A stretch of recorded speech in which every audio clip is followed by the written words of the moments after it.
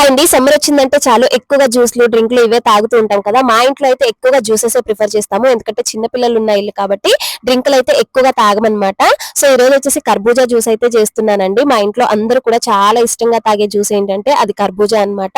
Summer వచ్చిందంటే రోజుకి ఏదో ఒక జ్యూస్ ఉండాల్సిందే మా ఇంట్లో. చాలా మంది కర్బూజాని కోసుకొని తినేస్తారు, కానీ ఇలా జ్యూస్ లా చేసిస్తే ఇంట్లో అందరూ కూడా చాలా ఇష్టంగా తాగుతారన్నమాట. టేస్ట్ కూడా చాలా బాగుంటుంది.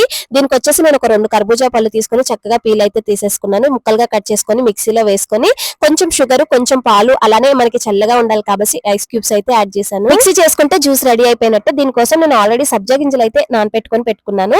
పైన కొంచెం సబ్జా గింజలు వేసుకొని చక్కగా మిక్స్ చేసుకుంటే ఇంకా మనకి జ్యూస్ అయితే రెడీ అయిపోయినట్టే. పిల్లలు కూడా చాలా ఇష్టంగా తాగుతారు అండ్ టేస్ట్ కూడా చాలా బాగుంటుంది అనమాట. ఖచ్చితంగా మీరు కూడా ట్రై చేయండి. హెల్త్ మంచిది, అలానే మనకి సమ్మర్ లో టైం పాస్ కూడా అవుతుంది అనమాట.